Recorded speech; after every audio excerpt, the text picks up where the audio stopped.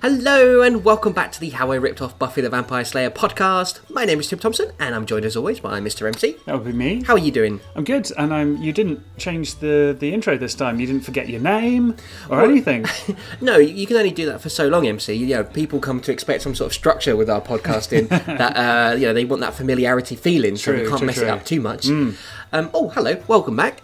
This is High Tide Part 1. What happened last time, MC? It was exciting. There was an exciting episode where exciting things happened. Actually exciting. So, fighting, basically. There was a lot of fighting. MC went to a bowling alley and had a slightly disturbing level of enjoyment from caving in the skulls of lots of zombies with a baseball bat. Yay! And then Chip went to fight a street gang. On the notorious streets of war. With some planks of wood. Yes, I forgot about that. And then he got into a fight with some vampires, which wasn't going too well, but then he went into one of Tokyo's many gun shops, where he found a minigun and a rocket launcher. Just two of the reasons why it was probably the best episode ever. But it's the overall thing that's happening at the moment. Is kind of, that was just another one of Hirato's side quests. But we're hurtling towards the end of the season episode. I nearly called you episode then, MC. What? And it looks like Dom has found a way to get the ninjas back to England because they can't afford conventional air travel, I guess. That was the one? It's lockdown, isn't it? They'd have to be in quarantine for 2 weeks afterwards. And but they're going to jump on a smuggler's boat. Yep, good old people smuggling. Which I guess is where the High Tide name comes from. So that's wicked. Let's see how that goes. Obviously, Jay's going to be quite nervous to be back on the sea. Yes, but is he actually going? I'd imagine all the gangs go. Surely not. We wouldn't cut out Louise and Jay from the final episode. Right? Bye, guys. You stay here and look after Tokyo.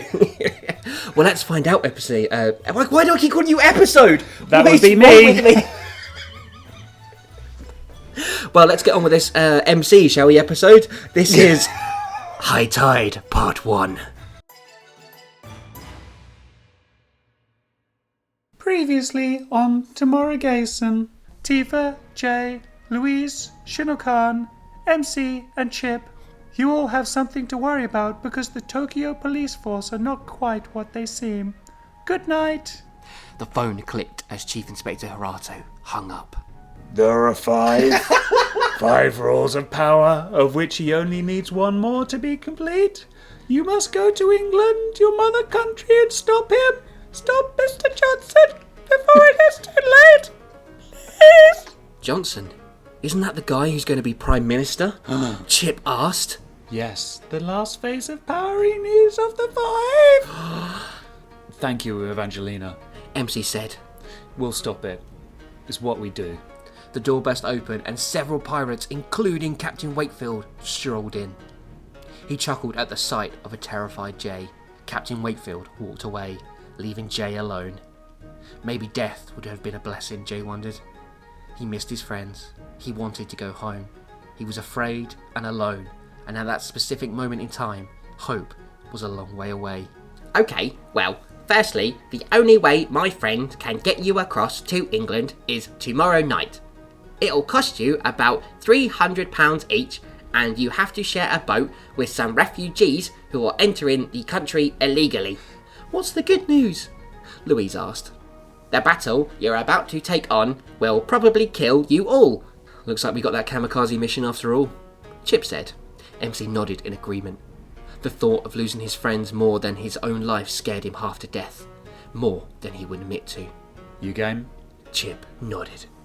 Looking at her old photos helped calm her down in situations like this. It was reassuring that she has at least accomplished something in her life. Tifa checked the pregnancy test again to double check the result. Oh, God. The used notes crumpled as Episode fingered them. No, not really. Nice. The used notes crumpled as MC fingered them. He was double checking they had the right amount required to get aboard the ship Dom had told them about, so they could get to England and stop Hirato and whoever else in their world domination plans.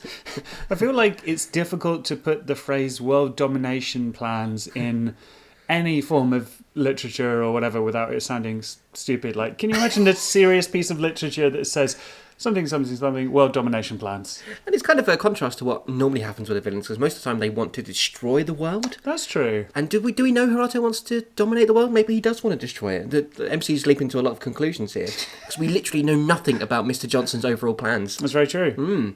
All there? Louise asked. To the yen. At least I got the currency right this time. Normally it's been pounds to or the dollars. Rupees. Yeah.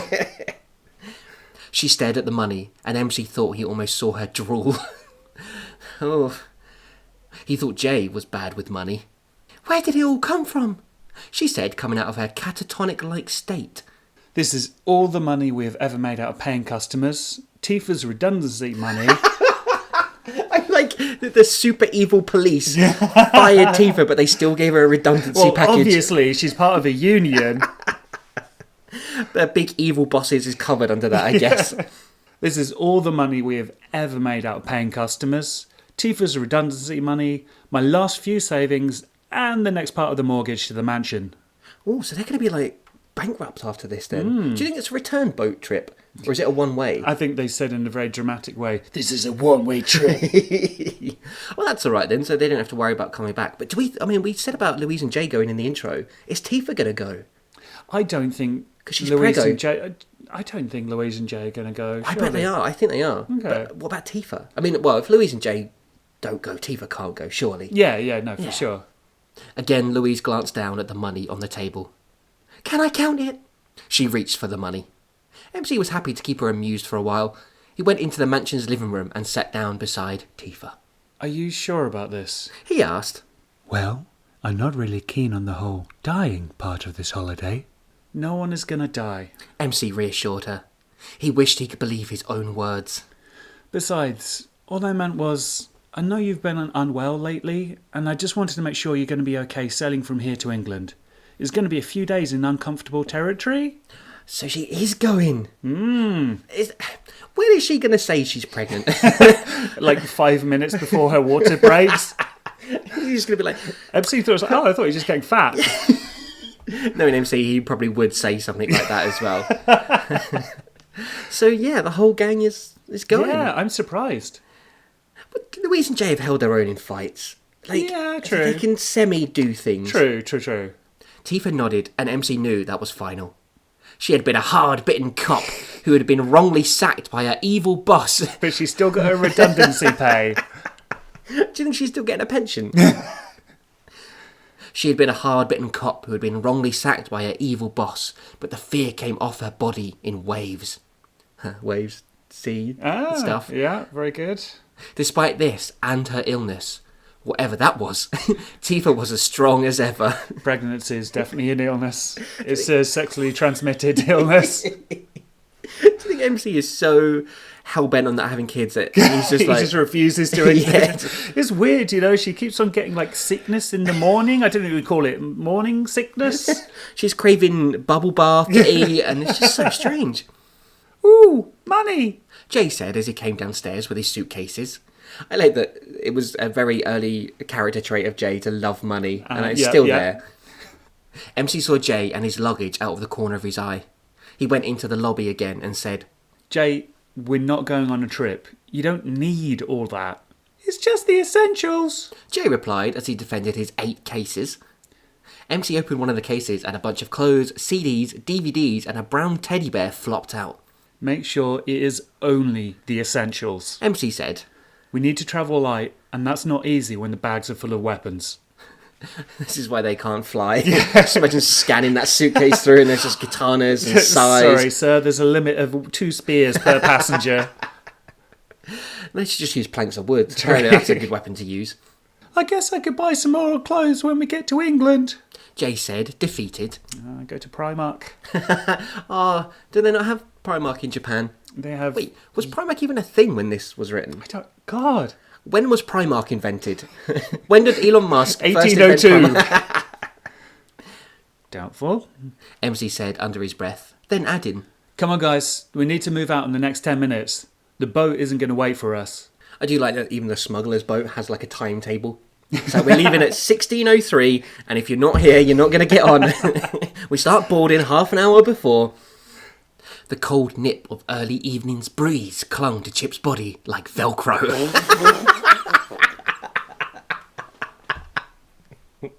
Is that the best thing I've ever written? What a beautiful description. So evocative. I could just imagine someone really like black and white kind of film, someone looking really pensive and The deep, voiceover. and then they just like pull the Velcro over their shoes and are like, I'm going to read that line again. The cold nip of early evening's breeze clung to Chip's body like Velcro.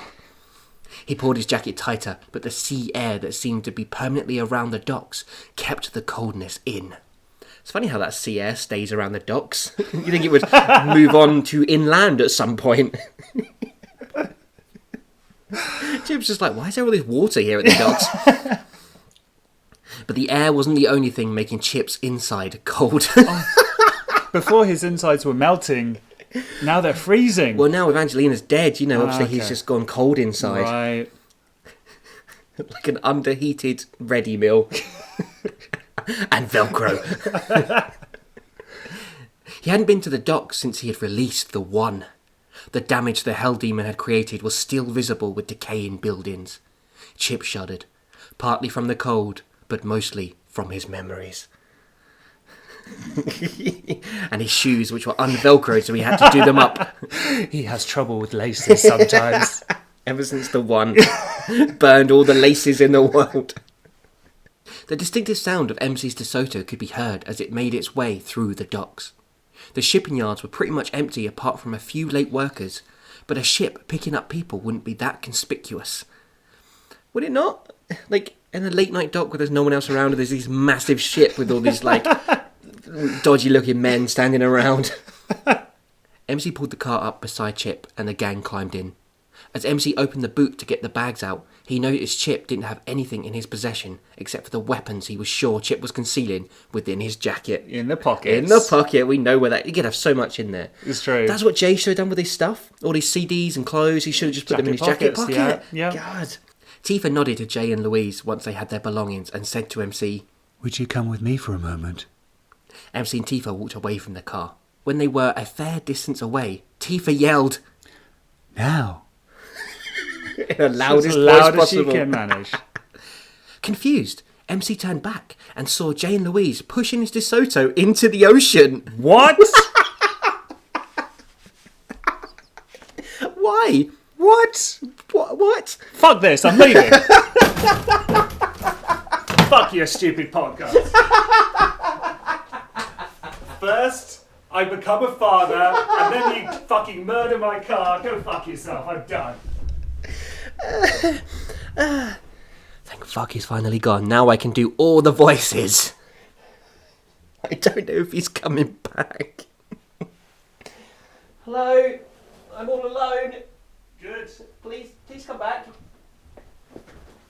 Oh, I can't do Tifa's voice as well as you. You deserve to be alone after that fucking war crime. Come on.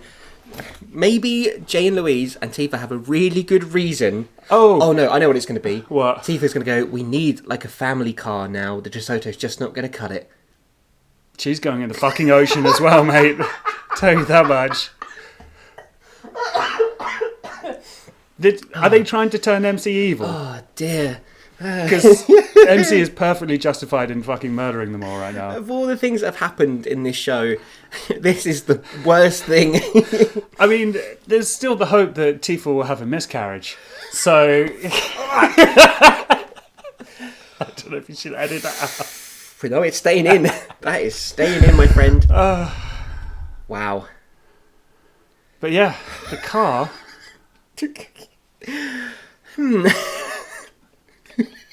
I really hope this is when she goes, I'm pregnant! Sploosh. Confused, MC turned back and saw Jay and Louise pushing his DeSoto into the ocean. He started to sprint back, shouting obscenities as he did, but he didn't make it in time. He, vintage car, plunged into the sea, making a huge wave as it did. Why? MC demanded to know. Because. Tifa said, rejoining the group and possibly fearing for her life right now. Damn fucking straight she should be. Hirato might have someone following us some way to make sure we don't go across to England and stop him. If they found the car here, they wouldn't know we were on our way. Plus, I knew you wouldn't give that old thing up without a fight. What? I don't understand her reasoning. Because she said... If they left the car in the docks, then Hirato, if they have someone following them, they would go, oh look, the car's there on the docks, they must have gone on a boat across to England to stop Mr. Johnson. A taxi to the docks. Yeah. Walk. Or just hide the car somewhere. There's the amount of fucking abandoned warehouses in Tokyo, you can find one.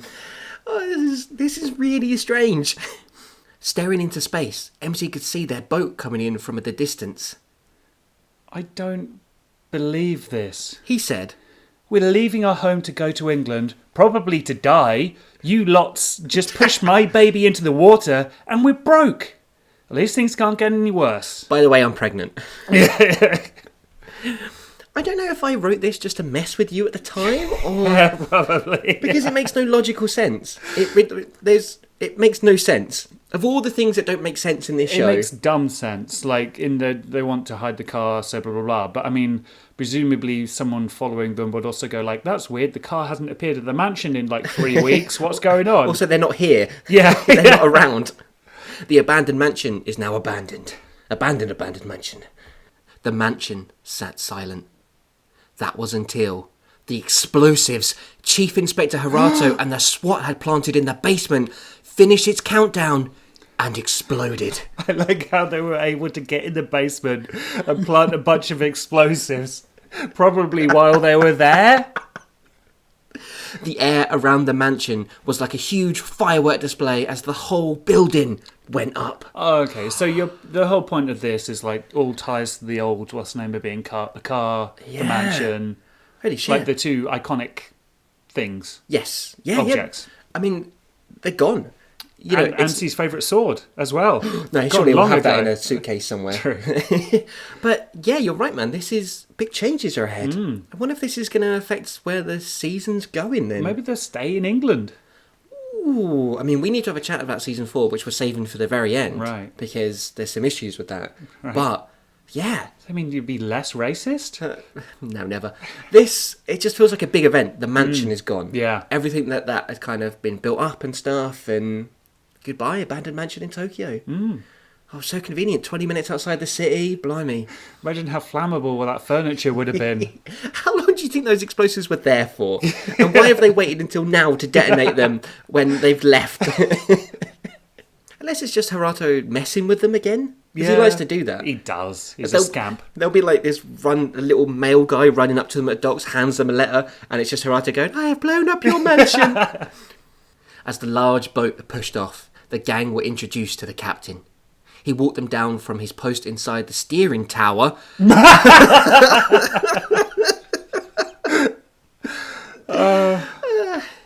He walked down from his post inside the steering tower and smiled warmly at them.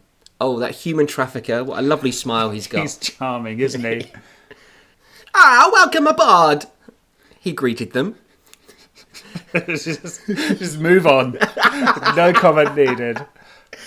We know the rules, MC. Once we've decided on a voice and we've done it, we stick with that voice. True. His blue trousers matched his blue blazer, double denim, which covered a white shirt underneath.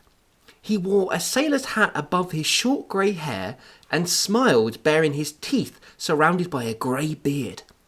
His face told the tale of many voyages. It's like a nautical dilf. It's Captain fucking Birdseye, that's who it is. Also, I think I'm not going down the route of human traffickers here. Because he's They're all such lovely people. He's Captain Birdseye / the guy from The Simpsons. Yeah. So, I guess maybe they're like good people helping illegal immigrants kind of escape their war-torn countries to get to safer places. Yeah, maybe. Or he's going to turn out to be evil. Yeah, let's find maybe. out. I'm a Captain Parnaby. Parnaby being that famous Italian name. Maybe the Italian Captain Birdseye doesn't do fish fingers, he does spaghetti. Like frozen blocks of spaghetti that you put in the oven. Jay checked for any telltale signs of piracy, but this captain seemed genuine enough. Especially that accent. MC shook his hand and introduced everyone, including Chip. It's good to be aboard, Captain. MC said, still mourning the loss of his DeSoto. Just be sadder. It's good to be aboard, Captain. Ah, you too. I hear good things from a friend of mine. Well, let me introduce you to my crew. He pointed to the small room he had just come from. I regret this voice. Mm-hmm. Up above is John. If you don't like the smoking, it's probably best to stay away from him. Okay. Oh, this is a long sentence. Also, better to avoid Chijiri. He's got a stinking cold, but he spends most of his time below deck. Paul is the guy... Paul is the guy over there painting the bowl. Paul is the guy over there painting the bowl, and the fellow behind you is Ash. I don't know where I'm going with this. I think I say this every week, but I feel like that's the most offensive thing now. Not the bowl painting, but your accent.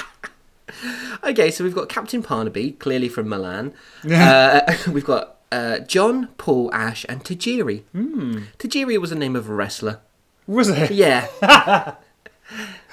The gang turned and saw the old sailor, who didn't differ too much from the captain, with the exception of the beard.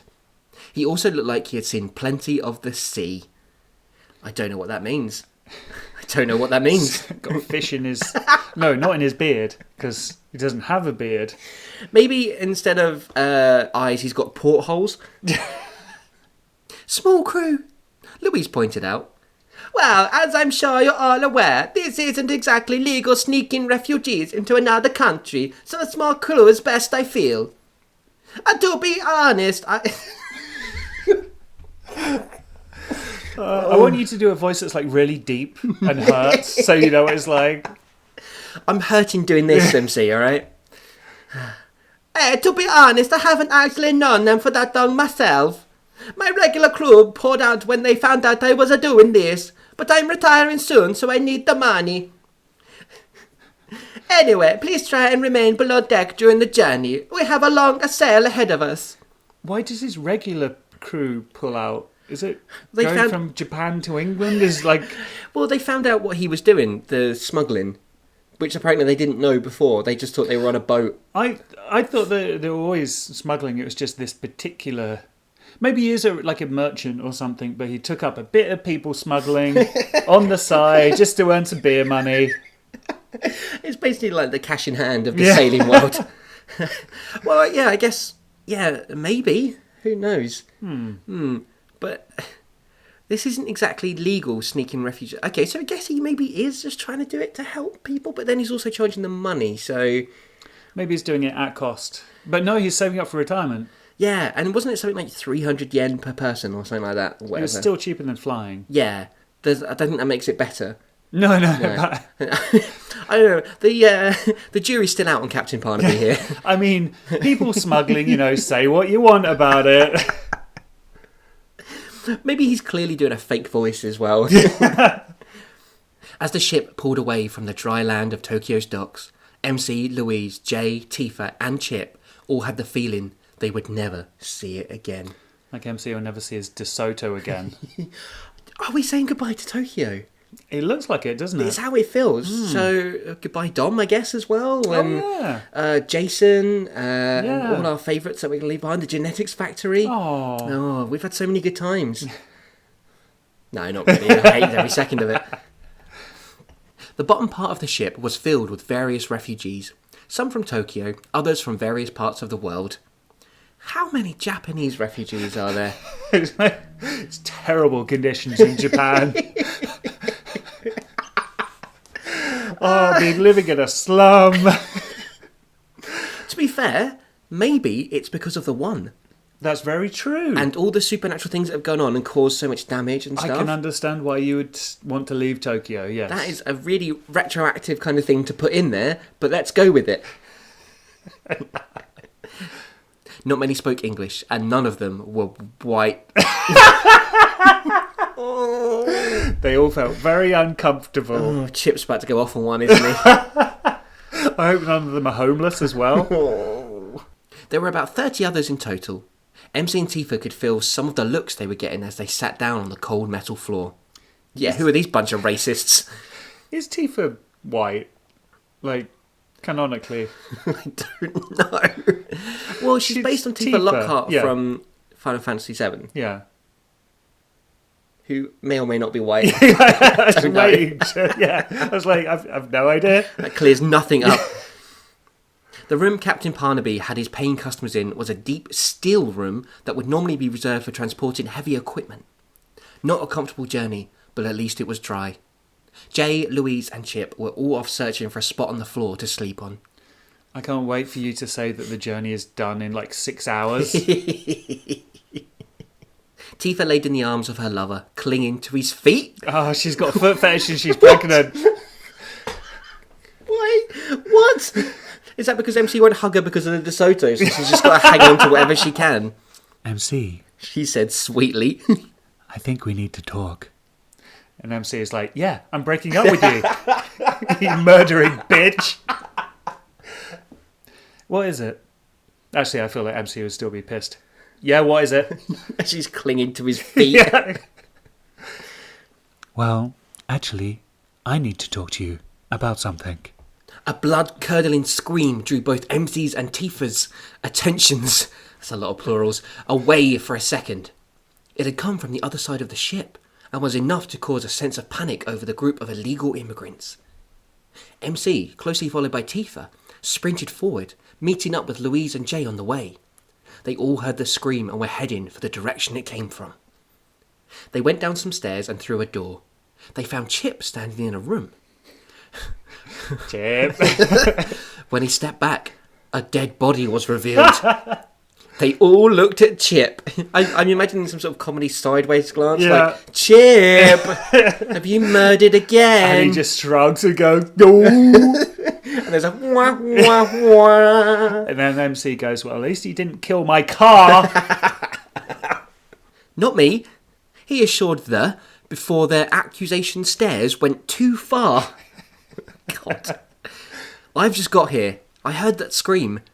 It happened shortly after I stabbed this person. It's a mystery.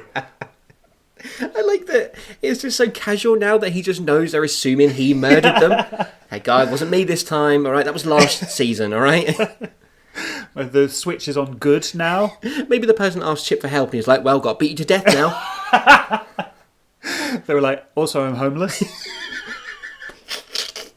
That was awful. Tifa said, covering her ears as if she could still hear it. MC took a closer look at the body. It was definitely defiantly a man of Asian origin and no doubt a poor man. Oof, that sounds a bit... But a bit Trump then. MC wondered how he'd even been able to afford a ticket for this boat. All right, stop it with the racism now, okay? Jesus Christ. MC wondered how he'd even been able to afford a ticket for this boat. On second thoughts, he didn't want to know. The man's raggedy clothes were stained in blood and had a few cigarette burns in them. His shirt had been split open, much like his belly. Intestines oozed out of the lifeless corpse. He was split by something long and sharp. MC observed as he checked the man's wound. The killer can't be too far away. Chip noted. He's right. Looks like we've got a case. MC said, standing up. He's just desperate for something to distract him from the death of his DeSoto. He's like, yes, a dead person, finally. We must jinx places. Louise folded her arms, wishing that just for a day she could escape brushes with death. Jay, Louise, search the front end of the boat. Me and Tifa will check out the back. Does he mean bow and stern? Does he mean steering tower, actually? What about weapons? Jay asked. They're all in our bags, which are in a secret location on the ship. A secret location in which you could have hidden a car, for instance. Like, those are things that exist. Yeah, this is a big boat, right? Surely a car could have... Maybe it's extra for the car. Maybe they couldn't afford it. Or just a secret location in Tokyo somewhere. They're all in our bags, which are in a secret location on the ship. No weapons for this one. Just be cautious. So if somebody tries to kill you, be extra cautious. Are we trying to say they should be alert? Because there could be something really, really dangerous that's killing people out there that they just have to be alert for some reason. That's as good as PPE. Get on the boat, but don't get on the boat. Hide the DeSoto, but don't go in the DeSoto. I think I'll just be careful. Jay replied. Stay careful, but don't be cautious. With a shake of her head, Louise led the way towards the front of the ship, Jay in tow. MC and Tifa went back past the door they had just come through. I'll see if anyone saw anything, Chip said, but everyone had gone. So left out. He headed back to the now very frightened group of refugees and wondered where to start. So far, they hadn't exactly been very friendly to the strange white people, and the murder wasn't going to help. It's like colonialism all over again. God. I was a very different person back then. Chip started to walk down the group of people. Does anyone speak English? He kept saying, but all he got was scared or angry looks. Chip was about to give up when he heard a meek and hesitant female voice. He tried to locate the voice.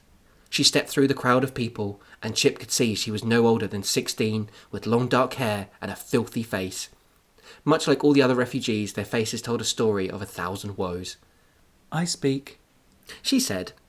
Chip pulled her to one side, not having any time for pleasantries. I need to know if anyone saw or heard anything, he said. Like the loud cry? No, something else. We all heard the scream, but now we need to find the killer. A look of fear fell over the girl's face, and Chip realised he had let it slip. No one apart from the gang had known they'd found a dead body until now. Chip just shrugs at the camera like, oh no! He's saying to the 16-year-old, but it wasn't me, I didn't kill them. I haven't killed anyone this year. It's okay. Chip tried reassuring her. We'll find whoever did it. I just need you to ask some of these people if they know anything. I do. Before the cry, I hear someone who is making snorts and wheezes through their nose. A sneeze? Chip thought. I hear it as everyone is quiet. The girl finished. What's your name? Chip asked. Lucy. She replied, extending her hand. Hi, Lucy. My name's Chip, and I want you to know that I'm the sort of an expert when it comes to these things, and everything is going to be all right. I do not feel reassured. But I do need you to talk to these nice folks to see if they know anything. I'll be around later to check up on you. Okay. Lucy dashed off, seemingly a little excited. Oh boy, a murder! She definitely did it. Chip wondered if that was the first piece of meaning she had ever had in her young life. Really? Nothing like a bit of murder to bring sense of purpose to somebody's life. Trouble with kids these days, there's no murders. They're too busy hugging people on Fortnite, being flossing, understanding people's feelings and sending love and kindness out into the world. What they need is a good amount of murder and pain. The silence was only broken by the sound of the distant rumblings of the ship's engine or a drip of water through a hole. Because those things are alike. Louise and Jay crept through the many maze-like floor of the ship, looking for anything that might resemble a clue. What are they doing? I don't understand. Looking for clues. In the many maze-like floor? Yeah. Okay. You know what? Jay said in what he considered a whisper. I really wish I had a weapon right about now.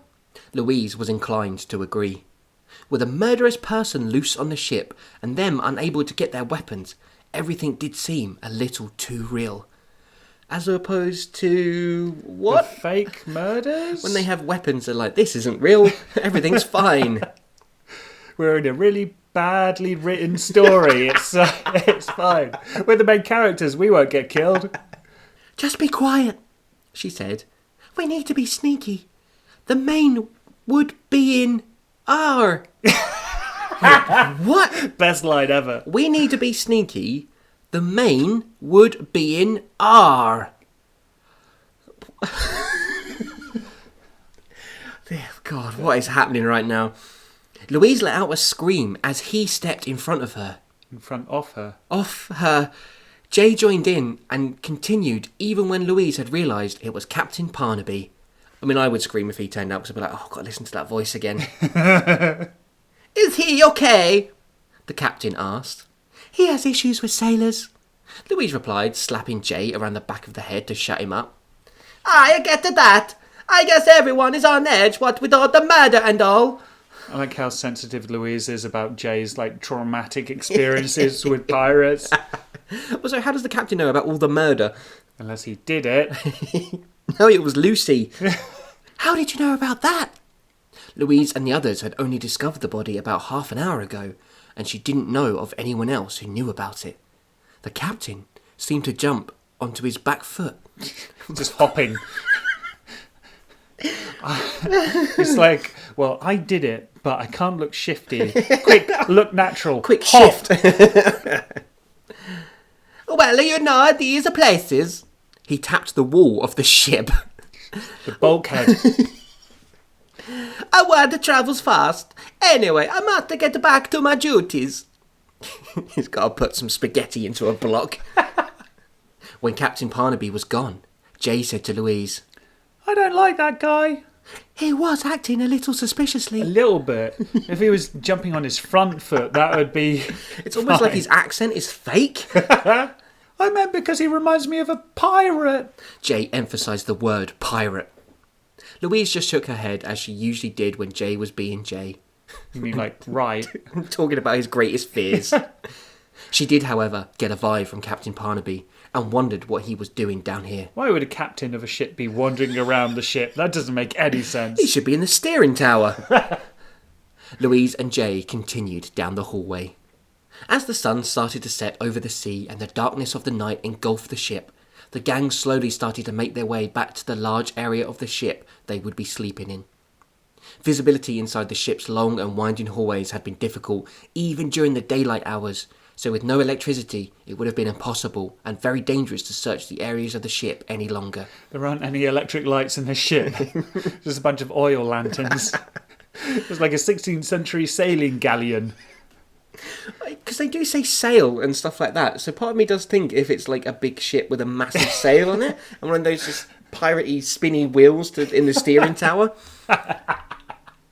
Also, Captain Parnaby, who obviously clearly did the murder. No, that was Lucy. It's not very concerned. He's just like, oh, you know, with all the murder going on, we should be careful. Oh, a spot of murder today. Yeah, sometimes that happens. Over their dinner of warmed up soup, the gang talked about their findings of the day. Louise spoke of Captain Parnaby and his anxious behaviour. But isn't he a friend of Dom? Tifa asked. Yeah, but I guess we can't rule him out at this stage, Louise said. Do you think this is double bluff where we think it's Captain Parnaby, but it's actually not? And it is actually Lucy and she's a demon or something? That's a good possibility. Yeah. Does it really matter if he knows Dom? MC wondered. What you going on about? Jay pitched. This Dom character, all we know about him is that Chip threatened him last year and then Louise talked to him a bit once. Since that time, he's found time to work his way into our lives, giving us missions and whatnot. The truth is, we don't know anything about Dom. Yeah, Dom, who's listening to us, listening to this, can we trust you? I mean, to be fair, in the context of the story, MC's not wrong. Yeah, shifty character, isn't he? And Dom did do a whole thing with Tifa, and the healing, and the baby. Yeah. Yeah. Are you saying that Dom knocked up Tifa? Thank God. You hope. MC isn't a dad. Perfectly happy to get cucked by an antique dealer if it means the child isn't mine. You don't trust him. It wasn't a question from Chip. MC wasn't too sure. Don did seem like a genuine person, but if they added up everything the antique shop owner had come to them about, it was always turned out to be potentially lethal. God. MC counted on his fingers. Vampire who is turning kids, Evangelina, and now a ship that has a murderer loose. Plus the fact he had all the books on how to raise creatures from hell, which I... Chip. Again, do. Chip couldn't find the right words. It's okay, Louis said. We all know you were an evil son of a bitch. What about all these sources he's supposed to have? Yes, let's question those mysterious sources. Thank you. At the end of the day, we don't know anything about Dom, but we can't exactly turn the ship around and head back to Tokyo to retrieve my beloved car. Sorry. Let's get some sleep. Shouldn't someone stand guard? Tifa suggested. I'll do it. Chip said. I wouldn't get any sleep tonight anyway. Because he doesn't sleep, we've established Right, this. because he's so cool. Yeah, because he's so broken. I want Evanescence to start playing Dark now. and edgy. MC watched Chip as he stood up and walked away from the group. It wasn't just Dom he didn't trust. And that's where we're going to end High Tide Part 1. Well, what did we think of that MC episode? Nice. Well, it was the most tragic episode. Do you want like a minute's silence for the DeSoto? Yes, please. It's a bit like when Paul Walker died. There's a DeSoto inside another car. Just slowly driving off into the sunset. Where will I see you again? Yeah, and some other stuff happened. Yeah, okay, do you want me to... Are you alright? Do you want me to I'm take still this? mourning. Well, it's more setup, isn't it? As part ones always are. And in a way, almost another side quest. Because we're only a few episodes away from ending the season. There's this potential big bad in Mr. Johnson and whatever Hirato's plans are. But no, let's put the gang on a ship and have them try and solve a murder. It's got a bit Agatha Christie, hasn't it, in a way? Poirot to turn up and solve the case. I don't think we could do a Belgian accent, so let's hope not. Oh my god, I can't even do an English accent at this point. But I guess we just wanted to show the journey, the way they're travelling from Tokyo to England, saying goodbye. Human smuggling, yeah, to a lot of things established in this as well. It's I feel like things are going to change quite a bit because Tokyo seems to be gone, the mansion's gone. I mean, Paul went out for the mansion as well. I mean, obviously the DeSoto, which we've talked about. Yeah, we will have a good cry about it. Talking when to we my stop therapist recording. about it. Yeah. But now we've just got to get past this little side quest again. Then we can get into the main block of the season and actually have the overall story arc, which has been lacking a lot. It's going to be a massive anticlimax. It's going to be like a paragraph. And then they found Mr. Johnson and they beat him up and the end. Maybe they won't. Maybe it'll just be side quest after side quest and maybe. this will never end. Well, if you've got any theories as to how exactly the season is going to end, there's numerous ways in which you can get in touch. You can find us on Facebook, where we're at facebook.com/HowIRippedOffPodcast. We are also on Twitter at HowIRippedOff. You can find our entire back catalogue on SoundCloud. Did I say catalogue weird then?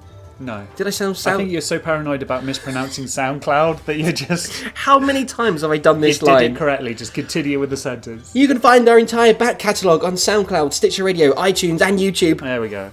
And if you want to leave some sort of memorial for the DeSoto, like a short poem, maybe a few words about how much it meant to you, we'd appreciate that very much. And give us 5 stars. Don't rate us, rate the DeSoto. And by remembering the DeSoto, you will greatly help us and get us in by more cars. Yep. And I know we joked about our current lockdown situation and the rather poor advice we've now been given by the government at the time of recording. So please, as ever, please stay safe. Fucking forget about staying alert. Just look after yourselves, look after your friends and family, come and talk to them, come and talk to us if you want to. We're here if you need someone to chat to. And yeah, we'll see you next week for some more high tide action.